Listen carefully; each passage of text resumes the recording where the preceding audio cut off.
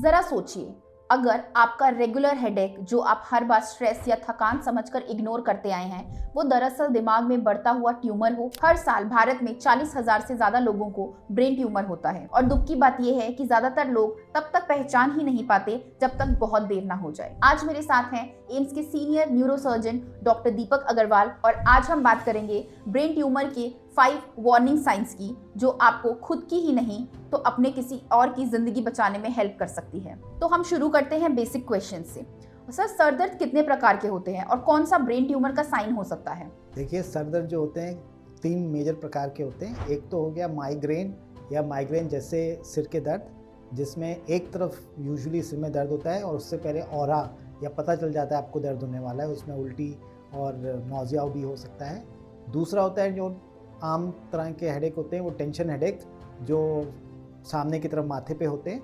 और तीसरा जो होता है raised pressure, raised intracranial pressure का हेडेक होता है, जो ये ट्यूमर से या किसी भी कारण जिसमें दिमाग में प्रेशर बढ़े उस वजह से होता है। इस हेडेक में जो होता है उल्टी के साथ होता है और सुबह की तरफ ज़्यादा होता है। उल्टी करने के बाद इसमें फ़ायदा हो सकता है। सर, क्या हर ब्रेन ट्यूमर कैंसरस होता है? ब्रेन ट्यूमर जो होते हैं 2 प्रकार के होते हैं। एक होता है बिनाइन, जो होता है नॉन कैंसरस। तो ये काफ़ी कॉमन होते हैं और इसमें चिंता नहीं करनी चाहिए। लेकिन बिनाइन ट्यूमर भी अगर दिमाग के अंदर बढ़ते हैं तो प्रेशर बढ़ सकता है, उसके जो प्रोग्नोसिस होती है उस वजह से ख़राब भी हो सकती है। दूसरा जो वैरायटी है वो है मैलिग्नेंट ट्यूमर्स, और मैलिग्नेंट जो होते हैं वो तेज़ी से बढ़ने वाले ट्यूमर होते हैं और इनमें जो है लाइफ एक्सपेक्टेंसी जो है कम भी हो सकती है। सर, ब्रेन ट्यूमर होने पर शरीर में और क्या लक्षण दिखते हैं? देखिए, ब्रेन ट्यूमर के लक्षण डिपेंड करता है किस ब्रेन के हिस्से में ये ट्यूमर हो रहा है। नॉर्मल जो सिम्टम्स होते हैं, एक तो प्रेशर बढ़ने की वजह से रेस्ड इंट्राक्रैनियल प्रेशर जिसे हम कहते हैं, उसके लक्षण होते हैं। उसमें हेडेक होता है, वॉमिटिंग होता है और साथ में ब्लर्ड विजन होता है।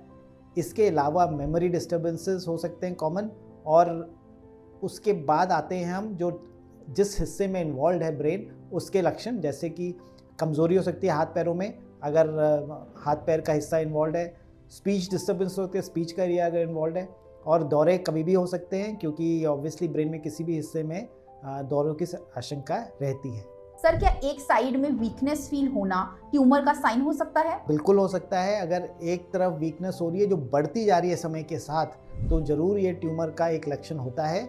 अगर ये वीकनेस स्टैटिक है तो हमें और भी कारण देखने पड़ेंगे, लेकिन अगर बढ़ती वीकनेस है तो हमेशा आपको सतर्क रहना चाहिए और ये एक ट्यूमर का लक्षण हो सकता है। सर, एमआरआई या सीटी स्कैन किस सिचुएशन में तुरंत कराना चाहिए? अगर हेडेक आपको हो रहा है जो समय के साथ बढ़ता जा रहा है और कम नहीं हो रहा है, तो ज़रूर आपको एक एमआरआई, और वो भी कंट्रास्ट एमआरआई कराना चाहिए, देखने के लिए कि कोई अंदर दिमाग के अंदर कोई चीज़ तो नहीं है जिस वजह से ये हेडेक हो रहा हो। दूसरी चीज़ ये है कि अगर आपको कोई और लक्षण है, जैसे दौरा आया है या हाथ पैरों में कमज़ोरी आई है, तो भी आपको एमआरआई कराना चाहिए, लेकिन डॉक्टर की सलाह के बाद। जैसा कि सर हम देख रहे हैं कि आज हर दूसरे इंसान के पास मोबाइल फोन है, तो क्या उसकी रेडिएशन या स्क्रीन टाइम से ब्रेन ट्यूमर होता है? बिल्कुल नहीं। आज जो रिसर्च काफ़ी हो चुकी है इस पे, और मोबाइल रेडिएशन से अभी तक कोई ब्रेन ट्यूमर का लिंक नहीं पाया गया है। लेकिन मोबाइल जितने हम यूज़ करते हैं, स्क्रीन टाइम जितना यूज़ करते हैं, इससे हमारे शरीर पे असर पड़ता है। स्लीप ड्यूरेशन पे स्लीप करता है, स्लीप का जो क्वालिटी है उस पर अफेक्ट करता है। तो कहीं ना कहीं ये स्ट्रेस पैदा करता है जो हम कह नहीं सकते, लेकिन बॉडी पे तो अफेक्ट होता ही है। सर, कुछ लोगों को सीजर्स भी देखे गए हैं, तो क्या ब्रेन ट्यूमर में सीजर्स कितने कॉमन होते हैं? ये अच्छा सवाल पूछा आपने।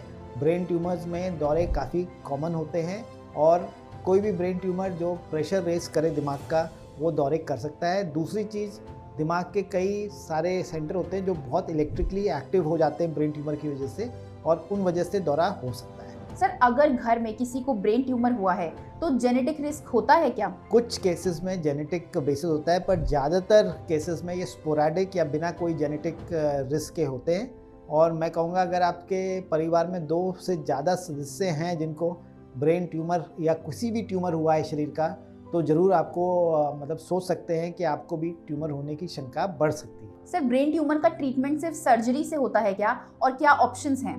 देखिए, ब्रेन ट्यूमर की ट्रीटमेंट डिपेंड करता है कि एक तो लोकेशन कौन सी है, दूसरा उसका साइज़ क्या है, तीसरा क्या वो बेनाइन है या मेलिग्नेंट है।